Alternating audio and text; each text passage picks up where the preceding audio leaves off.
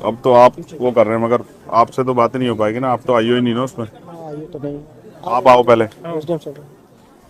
मैं भी 28 को ज्वाइन किया हूँ। आपने ज्वाइन किया, मगर अब तो आप चार्ज पे है ना, नहीं, आप ही मैं देखेंगे। चार्ज पे हूँ, मैं परमानेंट हूँ, तो इसमें इनको 3 योजना का लाभ दिलवाया जा रहा है। स्टॉप। एक तो भाई SC ST का आगे आज जाएगा शाम को कल बजट आया अच्छा, तो 4,12,500। मुझसे ये थोड़ा पीछे को हो जा रहा ये है। चलो पीछे। देख लीजिए, ये एक पीएम सेकंड, एम एक सेकंड, आप कब आए यहाँ? मैं 27 को है, आप 27 में आए। 27 को। फिर भी 7 दिन के अंदर वो पैसा जमा कराना होता है, आपको पता है? हाँ, ये उसमें रूल में है, मैं आपके खिलाफ SC ST एक्ट का मुकदमा करा सकता हूँ, आपको पता है? नहीं पता तो मैं आपको बता देता हूँ कि अगर आपने 7 दिन में पैसा इनके खाते में नहीं भेजा ना, सीओ साहब को भी, सीओ साहब और आप पे दोनों को मुकदमा करा, डीएम साहब पे भी 1 मिनट लगी कराने में, बहुत छोटा सा काम है मेरे लिए, चुटकी भर का। आप चाहोगे मुकदमे में फंसना? ये अच्छा नहीं है। दूसरी बात, अभी तक इस परिवार को परमानेंट सुरक्षा नहीं मिली और आप जानते हैं क्या माहौल है। परमानेंट ठीक है, पीएससी लगी है। आप पहले परमानेंट सुरक्षा ऑर्डर कराओ पीएससी इसके लिए। लगी है यार। ठीक है, पीएससी ठीक है, अच्छी बात है लगी, लेकिन परमानेंट सुरक्षा का ऑर्डर कराओ। ये कहीं जाएंगे तो क्या करेंगे? कहाँ जाएंगे? पीएससी बंद के बैठ जाएंगे, इनके बच्चे क्या स्कूल नहीं जाएंगे क्या? हमारी ये जिम्मेदारी है कि यहाँ सुरक्षित माहौल बने। वो कैसे बनेगा? वो तब बनेगा जब हम इसको, प्रशासन के माध्यम से ही यस, बनेगा, नहीं तो अब वो नहीं बन रहा है। आप इस बात को समझ सकते हो, मैं इस बात को समझ रहा हूँ और आप भी समझ लो, नहीं बन रहा है वो। अगर वो बनता तो शायद इनको मेरी जरूरत नहीं पड़ती, ये आपके फिर भरोसा करके चैन से घर बैठ जाते, क्योंकि इस वर्दी में बहुत ताकत है। इस वर्दी को देख के आदमी महसूस करता है कि अब मैं सुरक्षित हूँ, और इसी वर्दी पे ना ये जो शेर का निशान है, ये हम सबको पावर देता है, ताकत देता है हमें। अब आप महसूस करो, या इतने वर्दी वालों के होते भी वो सुरक्षित नहीं महसूस करे, तो कारण क्या है? मेरे पे क्या है? मेरे पे थोड़ा शेर का निशान है, तो शेर का निशान आपके माथे पे है। तो हमें उनको सुरक्षित माहौल देना है। मैं नहीं मानता अगर वो यहाँ रहेंगे तो सुरक्षित रहेंगे। तो SC ST एक्ट में प्रावधान है कि हम उनको यहाँ से, जबकि होना तो चाहिए, एक्ट में तो ये कहता है कि अगर परिवार असुरक्षित है तो चाहे पूरा गांव बदलना पड़े, पूरे गांव को वहाँ से पलायन कराना पड़े, ये कहता है एक्ट तो। लेकिन मैं चाहता हूँ ना, आप कोशिश करें तो ये परिवार यहाँ से अगर कहीं और शहराबाद में शिफ्ट हो जाए तो ये अपना जीवन जी सकते हैं। घटना होगी, मैं उससे नहीं कह रहा हूँ, उस पर बार बार चर्चा नहीं करना चाहता हूँ, लेकिन अब हमें ये साबित करना है कि हमारे यहाँ कानून व्यवस्था अच्छी है और हमारे यहाँ हर आदमी अपनी ड्यूटी कर रहा है। एक्ट ये कहता है, आप पढ़ लेना, मेरा पढ़ा हुआ है, कि अगर परिवार असुरक्षित महसूस करता है तो पूरे गांव को प्लान कराना पड़े तो पूरा गांव प्लान होगा। लेकिन मैं आपसे कह रहा हूं कि हम इस परिवार को शिफ्ट करा सकते हैं, इस परिवार के लिए कहीं रहने की व्यवस्था हो जाए, ये सह सम्मान रह सके, और ये लड़ाई यहीं किसी उसमें रहे, ये लड़ाई बढ़े ना। क्योंकि मैं और आप जानते हैं, आरोपी अपनी जान बचाने के लिए इनको नुकसान पहुंचा सकता है। मैं एक बात से सहमत नहीं हूँ, जब पीड़ित वो छोटा बच्चा जिसने देखा, उसकी पत्नी कह रही है कि मोहित मौके पे था, फिर उसको इग्नोर नहीं किया जा सकता है। आप ऐसा मत करो कोई भी, आप उसको अरेस्ट करो। ठीक है, अरेस्ट करो और कोर्ट में चार्जशीट में बताओ क्या है, वो है या नहीं है। उसको ऐसा मत करो कि उसको खुली छूट मत दो, इससे न्याय नहीं होगा, बिल्कुल नहीं होगा ऐसा न्याय। आप उसको अरेस्ट करो, सबसे पहले उसको अरेस्ट करके जेल भेजो और अपनी चार्जशीट में बताओ क्या है। कोर्ट को बताना कि भाई आपने क्यों उसको किया, आपने FIR है ना नामजद उसके खिलाफ। आप जज मत बनो, सब लोग जज बनना गलत है, ये आपका काम है ही नहीं है, मेरा आपका काम नहीं ना, ये कोर्ट का काम है। अगर ये हत्या किसी दलित के बच्चे ने कर दी होती ना, तो आपको पूरे परिवार को चौराहे पर ला देते। पुलिस में जानता हूँ अच्छी तरह से, ठीक है, उनके मकानों पे बुलडोजर चल जाता। मैं नहीं चाहता किसी घर बुलडोजर चले, मेरे उसके परिवार से कोई लड़ाई नहीं। लेकिन आप मोहित को अरेस्ट करो, जब वो उसकी पत्नी कह रही है, वो आई विटनेस है ना, उसका बेटा भी, वो भी कह रहा है 12 साल का कि वो मौके पे था। तो आप कोई फैक्ट पे मत जाओ, अभी फैक्ट आप कोर्ट में पेश करना, उसकी बेल के टाइम दे देना, उनकी मदद कर देना, मुझे कोई दिक्कत नहीं है। लेकिन अब आप उसे गिरफ्तार करो। और अगर आप ये सोचते हो कि भाई गिरफ्तार नहीं करेंगे तो फिर मुझसे कोई उम्मीद मत करो, बिल्कुल। मैंने तो कह दिया कि हम 8-10 दिन बाद एक बड़ा प्रोटेस्ट करेंगे और अनिश्चितकालीन करेंगे। बिल्कुल मुझे कोई वो नहीं है, मेरे पास कोई ऐसा मेरी नौकरी नहीं है ना, मैं कोई ऐसा, मैं सदन में मेरे बगैर नहीं चलेगा। मैं नहीं जा रहा हूँ कहीं भी, मैं तो आ जाऊँगा। आप तय कर लो अपने, उससे मैंने आपको बता दिया 2 चीज़ें। एक, आप लाइसेंस की व्यवस्था कराओगे उनको, आर्म्स लाइसेंस उनका बनवाओगे, ये दोनों बच्चों का, ये इनका राइट है। 2 भाई हैं ये, दोनों भाइयों, क्योंकि इनको तो खतरा है ना, इनको तो चाहिए आर्म्स लाइसेंस, मुझे और आपको थोड़ा चाहिए। जिसको खतरा उसी को जरूरत है ना हम लोग को तो नहीं चाहिए। भाई। आर्म लाइसेंस किस लिए है? उसी के लिए ना जो जिसको खतरा है सुरक्षा में। तो जिनके भाई की डेथ होगी और जिनके परिवार में पहले से भी, मैं पहली घटनाओं पर नहीं जा रहा ना कि वो संदिग्ध मान रहा हूँ मैं उनको, लेकिन उनको तो अभी तो उनका ताजा हुआ है ना, और उनको धमकी मिल रही है। कौन है वो? विजय सिंह, क्या नाम है उसका? विजय सिंह जो धमकी दे रहा है, ये क्या बात हुई? क्यों शर्मा जी, ऐसे धमकी मिलेगी तो फिर पुलिस का क्या फायदा? लेते हैं उसको। उसको कहो ना धमकेबाज को, हैसियत में रहना। क्या हो गया कि मर गए क्या लोग इस देश में? क्या नाम है उसका? विजय सिंह। वो पहले भी कई बार जेल वेल गया, ये उसकी बेल वेल कराता तो जेल गया है। ऐसा मत सोचो ना, ये ऐसा माहौल मत बनने दो ना, आपकी वर्दी पे साख पे बात आ जाए, ऐसा क्या होगा? आपके लिए भी जाति में मायने रखती है? मुझे तो नहीं लगता मायने रखती है, बिल्कुल नहीं रखनी चाहिए। जब आपने वर्दी पहन ली और आप उस कुर्सी पे बैठ गए तो कोई जाति नहीं हो सकती है। कोई जात नहीं है। तो इसलिए आपसे कह रहा हूँ, एक तो उसको विजय को समझाओ कि अपनी हैसियत में रहे, उससे बाहर ना जाए।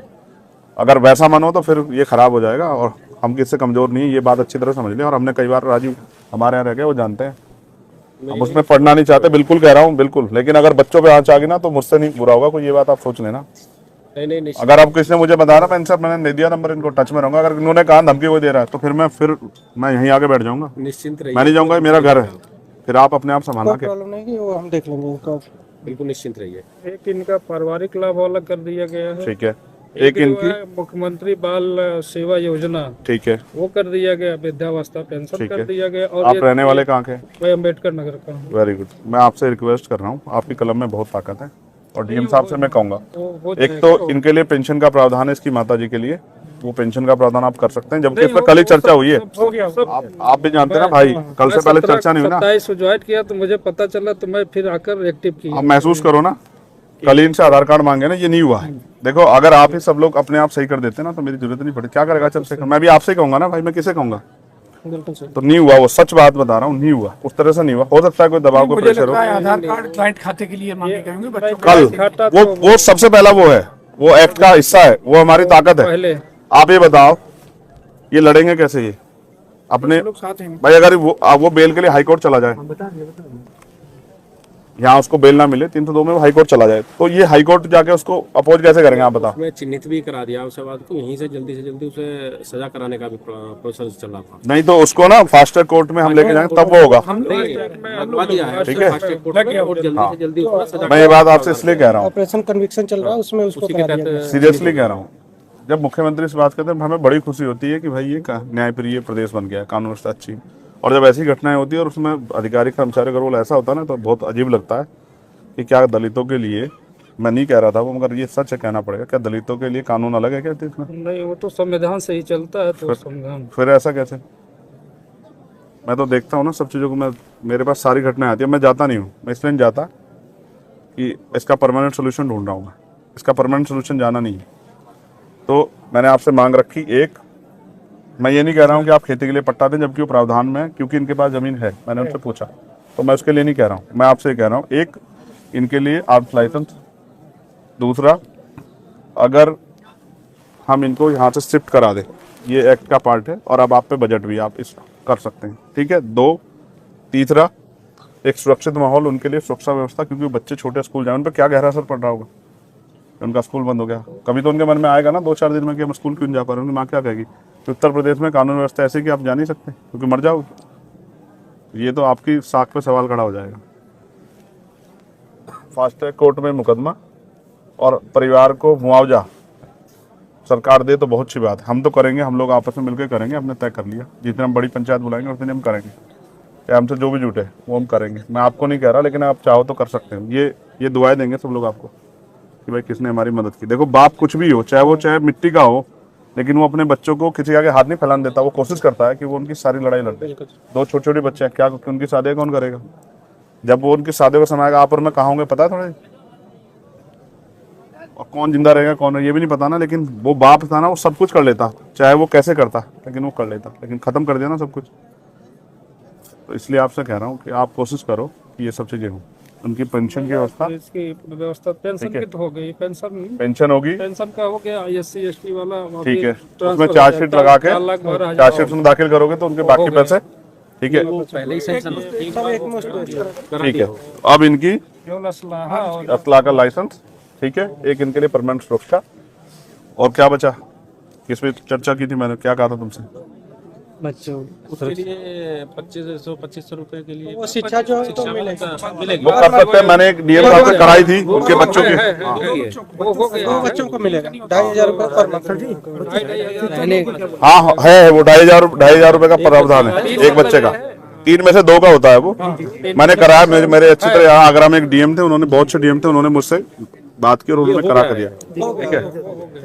बस अब मैं ये चाहूंगा ना, एक सबसे बड़ी जो है ना, जो 60 पे सवाल आया खाकी की, वो ये है कि वो जो दूसरा आरोपी है जो मौके पे मौजूद था, जब वो कह रहे हैं, मैंने उनको कसम धर्म देके सब कुछ पूछ लिया और मैंने ये भी कह दिया, सारे फैक्ट बता के पूछ लिया कि भाई इससे कमजोर हो जाएगा, तो वो कह रहे हैं वो मौके पे था, तो अब आप उसमें कोताही मत बरतो। वो ताकतवर हो सकता है, मैं समझ सकता हूँ, लेकिन ऐसा मत करो। नहीं नहीं, कानून से बड़ा ताकतवर कोई कोई नहीं हो सकता, आप नहीं हो समझो, सकता। ठीक है ना। बिक्रू याद है ना आप लोगों को, कानून से बड़ा फिर क्या हुआ। और अभी हुआ एक दरोगा जी को लगी ना, फिर उसको विनय वर्मा को लाके कि हम वो मौके पर वो करवाने गए थे, बरामदगी, और वहीं मौके मार दिया पुलिस ने। हम सब जानते हैं, तो हम सब देखते हैं, हम नहीं वो कर रहे ना, जो गलत कर रहा है उसके साथ गलत करो, लेकिन सही के साथ गलत हो रहा है तो फिर ये अच्छा नहीं है।